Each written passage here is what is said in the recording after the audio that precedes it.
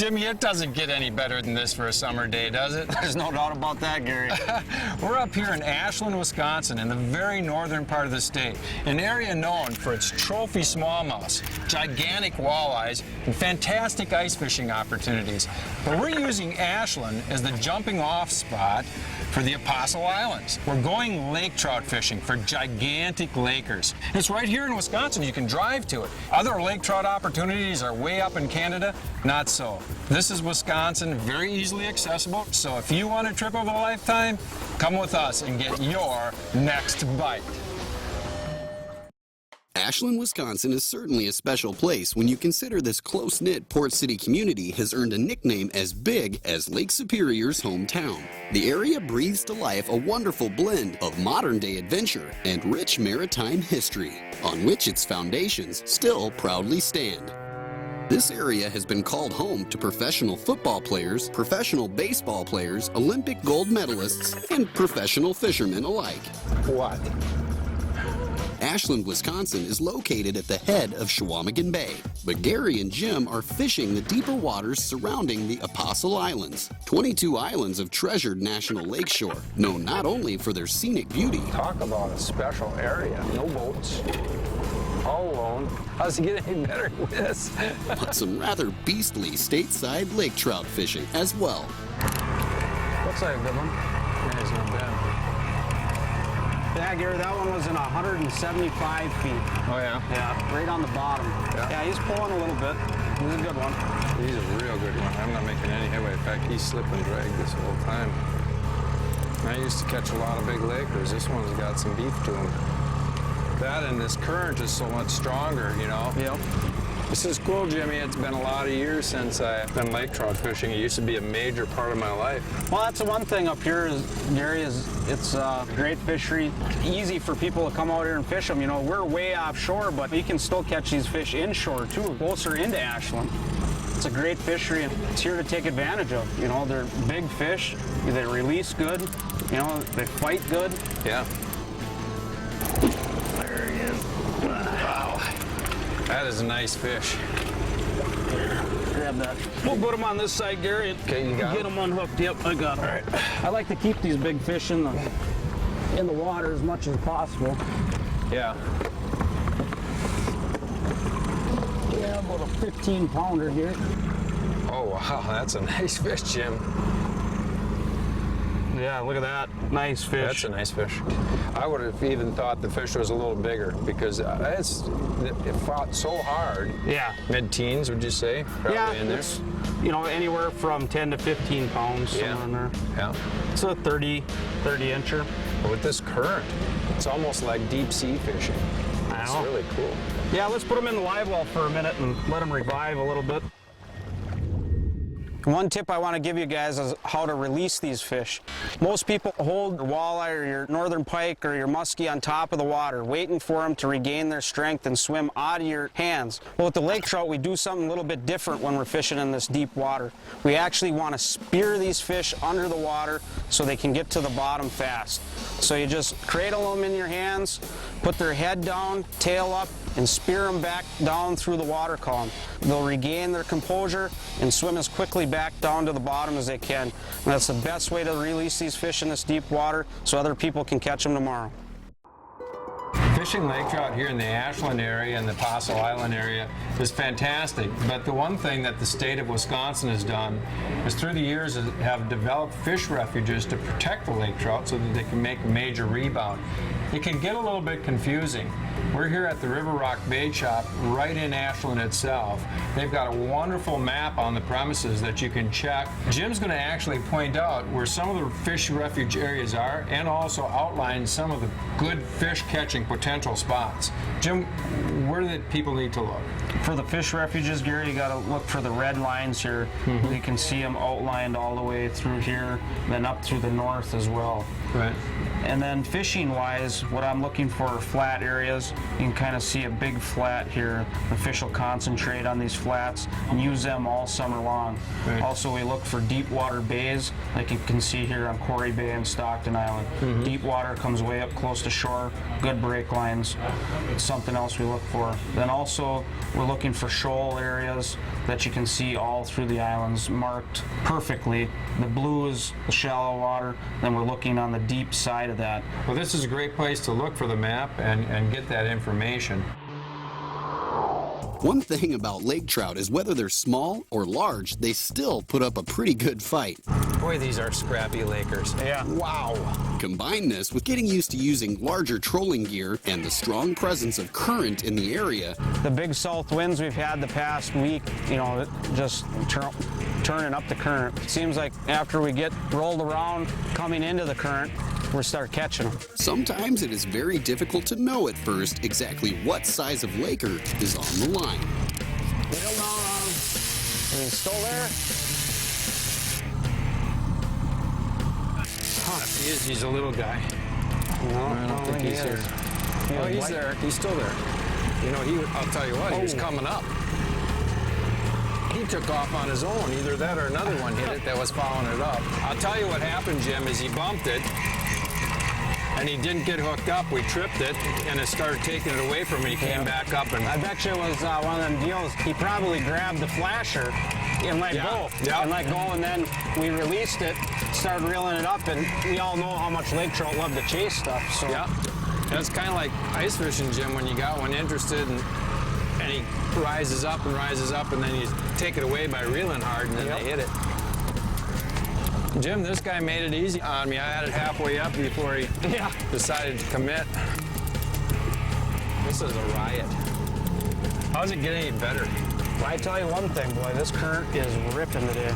It is. Yeah. Ooh, like a bass. Yeah, this one's about the same size as that first one you got, Gary. Yeah. He's got a pretty big gut on him, doesn't he? Yeah. Look at that guy. Wow, that's a nice one. Yep. I think he's even bigger than that other one.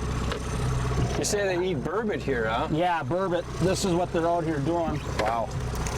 But yeah, here we go. There's another good one. Look at that. Look at that. But I mean, this one's still relatively in the average range. Yeah. We need to get one of them real big ones. You can tell they're older fish. Their heads are pretty good size, Yeah. you know? Yeah, that one's probably 15. Yeah, he's 15 pounder. Yeah, Big fish. we'll put this one in the live well. I'm gonna revive them a little bit. You know, I'm used to catching a lot of these fish out of Lake Michigan. I think a lot of those were plants. And they don't have this type of current, so they don't fight this hard. No. They just don't. These fish are something special, man.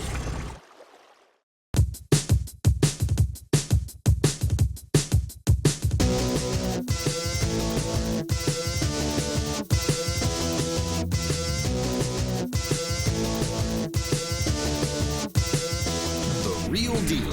Real fishing information from real fishing experts. Presented by Amsoil. Out on the tournament trail, I'm always looking for new baits that give me an advantage, maybe catch me a fish or two extra in a day. This last year I came across a bait that I use when I'm jigging, and it's called a Ripple Shad. Now a Ripple Shad is another artificial body, which we're going to a lot now, and the key difference between this and any other bait that I use is it actually has some vibration. This tailback here, when you rip it through the water, actually moves very hard, and you can feel it vibrating through your line, especially if you're using a no-stretch line like Fireline. The key to this bait is to work it a little bit more aggressive than other artificial baits. You actually got to jig a little bit quicker, move the rod a little bit quicker to get that tail to vibrate. But the nice thing is that this body is actually built to vibrate. You can see there's little slashes or cuts or ripples in the body here to give it even more action and more flexibility. One of the key things you've got to do with this bait though is make sure you hook it up right. And by that what I mean is you got to have it on your jig nice and straight. So what I do is simply go right through the nose of this bait, but then be real careful and line it up so that it comes right straight out the very middle of the back of that bait. What that'll do is make it go up straight, it'll glide straight, and it'll hang in the water straight. So if you're looking for a new bait, a bait that's particularly good in stained and dingy water, the Ripple Shad is going to be a great one to add to your arsenal. Regardless of the size of the fight they've been putting up, the presence of too many smaller fish I think we found the guppy hole, maybe. has Gary Parsons and Jim Hudson out exploring a few new areas. Looking for the big ones. But since it takes lake trout so long to mature, Jim doesn't hold it against the adolescent ones for trying so hard. It's not huge, but we don't discriminate. Jim's up in front tying up a snell. We're going to change the setup. That's been pretty successful. But while he's doing that, I thought that I'd explain what we're running for rods. We've got a couple of downrigger rods right here. We're setting those right close to the bottom. The main lines, we have Berkeley Trilene 17-pound XT. And then we're running flashers with the small snell and the spin and glow. The other one that we like to use, sometimes on the downrigger rod, is the spoon. We always use that on another rod, the other setup, the Dipsy rod. We're using a #1 Dipsy. We set it at a #3 setting, about a 10-foot leader of 17-pound test XT. And then we're running that spoon on the Dipsy again. We were running some lead cores just with spoons, letting out like 10 colors of lead core or various colors of lead core and running those on planer boards. But the currents today were so strong that we decided and opted against those because we were getting a few tangles. So if you're going to come up here and lake trout fish out of a smaller boat, and this is more of a tournament walleye style boat, about a 20-21 footer, that's the type of setup that'll get you into fish and get you into good fish fast. So again, simple downriggers, simple dipsies, and lead core on the days where the current's not too bad. Gary and Jim move out over deeper water in search of some bigger fish. The bite has been slower here, but the decision to clear rods and move on to explore a reef area instead is abruptly interrupted. Yeah, I was just starting to help clear lines and stuff to move to your other little reef. Yeah. He hammered it, huh? Yeah. Isn't that also how it works? About the time you're ready to leave and go someplace and you Get that find your last rods and get a good one. Okay, I'm at 30 now. Could be netting time here in a minute. Oh, yeah, that's a good one. Oh, I did. There, look at that. Yeah, that's a nice one. Oh yeah, it's a good one. Boy, is he a brute? Yeah, he's thrashing all over the place. Yeah, in that shallow water, caught him up high, Gary. They really have a lot of energy left in them. Huh. And the reason why I think that one was way over deep water is when we turned over that, there was a cloud of something that was coming up off the bottom. Sure. Probably all these darn flies were getting bit by today. Yeah. Great fish, let's get them going. Sounds good. Looks like sticking it out in the deeper water may be in the cards for at least a while longer. Seems like there's fish holding in this one area. Yeah. Making it a good time to roll things back a bit Jim's up in front tying up a snell. and get a better look at the business end of this setup. One of the main components in our lake trout fishing today was using a flash or a dodger paired with a spin and glow. So I want to show you how easy it is to tie up one of these rigs so when you come out here to enjoy some lake trout fishing, you can do it as well. I use 50-pound Vanish fluorocarbon leader material. I take about a 2-foot length of it, pair that with a Mustad triple grip hook. I use a #2 Mustad triple grip. Just put the fluorocarbon through the eye, come around, put it on 8 to 10 times down the shank of the hook. You take the tag in and come back up through the eye of the hook to snell it. Use a little bit of saliva to cinch it up. Take 3 beads. I like to use the same color beads that I use as a spin and glow, so I got purple. Put those down to the hook. Take our spin and glow, bring that down there. Then we're going to terminate it with just a Berkeley barrel swivel. And we're going to use a Palomar knot. Now I want this about 12 to 14 inches. So we double the line over, Just make an overhand knot, tighten it up, bring that barrel swivel through the tag end, wet it, cinch it down. Just take your scissors, cut it off, and there you got your spinning wheel. This summertime lake trout bite has been about as perfect as the weather over the Apostle Islands area on Lake Superior. While moving to deeper water and trading out their lead core lines for directional trolling sinkers to better compensate against the heavy current has produced a higher consistency of bigger fish. Yep, that's what they call the red fin. You know, you can see the red and the white. Yeah. But that's the native lake trout. Oh, Gary and Jim have really focused their last few trolling runs in the hopes of bringing up a 20-plus pounder. And unlike most of their other bites, which have initially kept them guessing at the size early in the fight, Jim's next bite has him feeling pretty confident that this fish could be exactly what they are looking for. Jimmy, that looks like a big fish. This the is way a your big rod's one, bending. Gary. He's coming up pretty fast, though. He's really bulldogging down there. It almost feels like he might be snagged. Here he comes. He's coming up to the surface. Wow, Jimmy, that looks like a big fish. Yeah, that's a big one. Grab that dipsy rod. Okay. You ever see a fish pass up the boat, Gary? Only a very few times in my life, and usually they're king salmon. Look at him out there, Gary. He's coming across. There he Lift is. your rod a little bit higher, Yep. Jim. There. This is a big fish. Man, that's a big one.